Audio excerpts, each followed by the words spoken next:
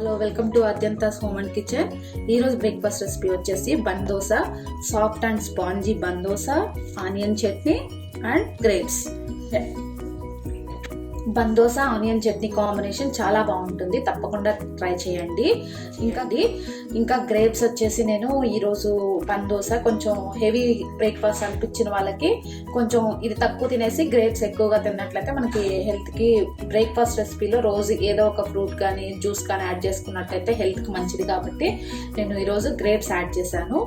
So super tasty combination, తప్పకుండా try చేయండి. చూసారా, చాలా సాఫ్ట్గా ఉంటుంది.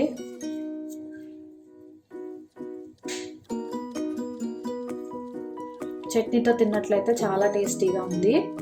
మీరు కూడా తప్పకుండా ట్రై చేయండి. ఇప్పుడు బన్ దోస కోసం 3 కప్పులు బియ్యం తీసుకోవాలి.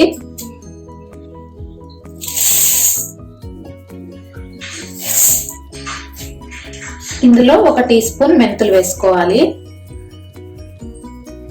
ఇందులో వాటర్ పోసుకొని ఒక 3 సార్లు కడుక్కోవాలి.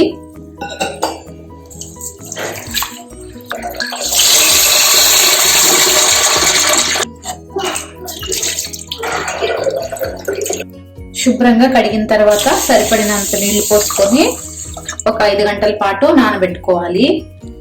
5 గంటలు కానీ లేదంటే రాత్రి అంతా కానీ నానబెట్టుకోవాలి. ఇప్పుడు మూత పెట్టుకొని పక్కన పెట్టేసుకుందాం.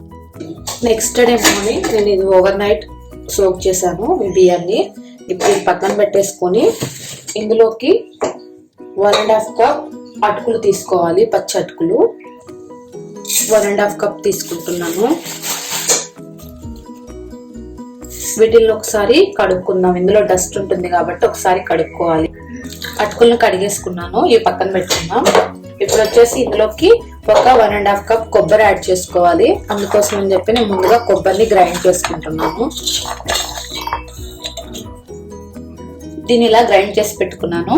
ఇప్పుడు వచ్చేసి మిక్సీ జార్ తీసుకొని రైస్ కూడా గ్రైండ్ చేసుకోవాలి. ఇప్పుడు ఇందులో ఉన్న వాటర్ని వంపేసుకొని వేరొక వాటర్ పట్టుకొని మిక్సీ జార్లోకి తీసుకుందాం. ఇప్పుడు ఈ బియ్యాన్ని ఇందులోకి తీసుకోవాలి మిక్సీ జార్లోకి.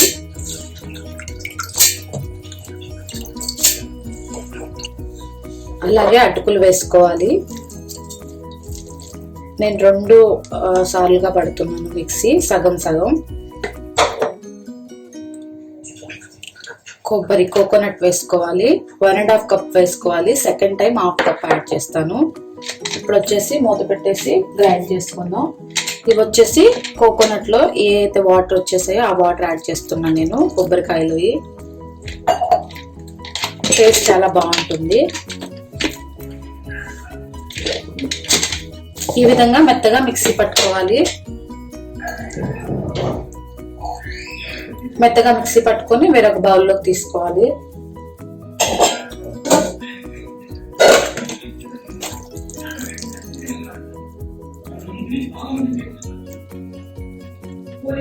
మిక్సీ జార్లోకి బియ్యం తీసుకున్న తర్వాత మిగిలిన అటుకులు కూడా వేసేసుకోవాలి. అలాగే కొబ్బరి ఒక 1/2 కప్ వేసుకోవాలి. దీన్ని కూడా మెత్తగా మిక్సీ పట్టుకోవాలి. మధ్య మధ్యలో వాటర్ యాడ్ చేసుకోవాలి సరిపడినన్ని.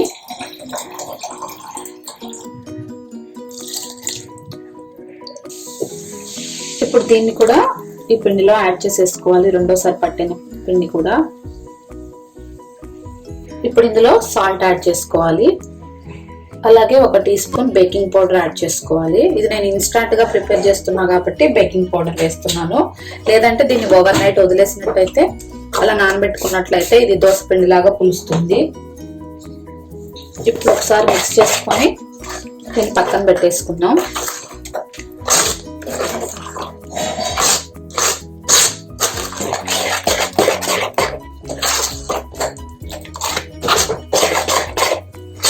ఇడ్లీ పిండి బ్యాటర్ లాగా ప్రిపేర్ చేసుకోవాలి దీన్ని.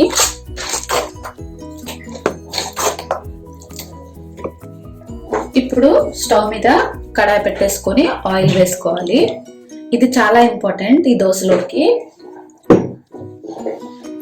1 టీ స్పూన్ జీలకర్ర వేసుకోవాలి. అలాగే ఒక 1/2 టీ స్పూన్ ఆవాలు వేసుకోవాలి. 1 టీ స్పూన్ మినప్పప్పు, 1 టీ స్పూన్ శనగపప్పు వేసుకోవాలి.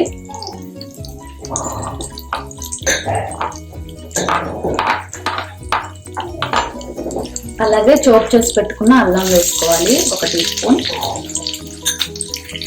చాప్ చేసి పెట్టుకున్న 1 పచ్చిమిరపకాయ.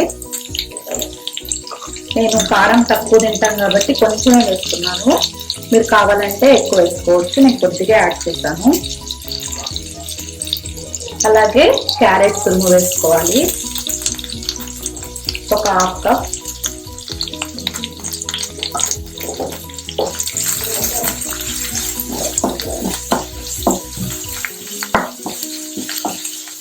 పచ్చివాసన పోయేంత వరకు ఫ్రై చేసుకోవాలి. అలాగే కొద్దిగా కొత్తిమీర వేసుకోవాలి.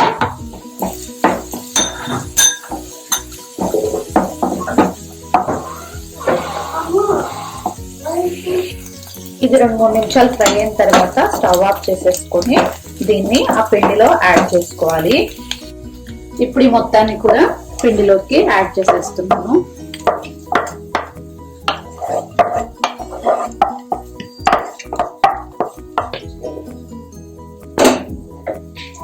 మొత్తాన్ని ఒకసారి మిక్స్ చేసుకోవాలి. మిక్స్ చేసుకొని ఇంకా దోసలు వేసేసుకోవాలి. ఏదైతే ప్యాన్ లో ఫ్రై చేశానో నేను అదే ప్యాన్ లో ఇప్పుడు దోసలు వేస్తున్నాను.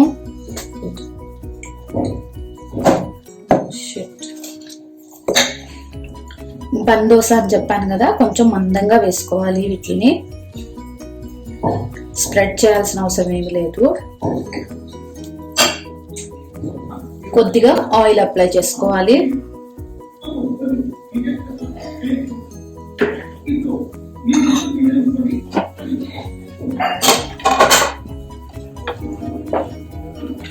ఇప్పుడు వేరొక సైడ్ కూడా కాల్చుకోవాలి.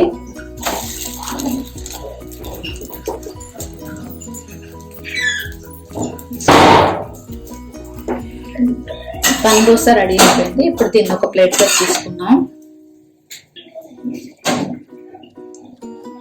సేమ్ అదే విధంగా రెండో దోసను కూడా వేసుకోవాలి.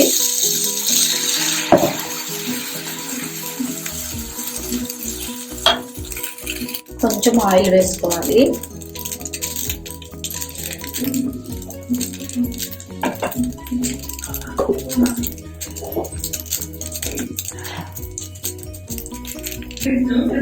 ఇందులో నేను ఆనియన్స్ యాడ్ చేయలేదు, ఎందుకంటే ఒకవేళ పిండి మిగిలిపోయినా ఫ్రిడ్జ్ లో పెట్టినా బయట పెట్టినా ఆనియన్ స్మెల్ అనేది పడుతుంది. అందుకని చెప్పేసి నేను ఆనియన్స్ ఏమీ యాడ్ చేయలేదు. మీరు కావాలంటే యాడ్ చేసుకోవచ్చు. చూసారు కదండి, నా రెసిపీ కనుక నచ్చినట్టయితే లైక్ చేయండి, షేర్ చేయండి, సబ్స్క్రైబ్ చేయండి. Please subscribe to my channel. అలాగే పక్కనే ఉన్న బెల్ ఐకాన్ ని క్లిక్ చేయండి. నేను చేసే రెసిపీస్ మీకు నోటిఫికేషన్ రూపంలో వస్తాయి. Thank you.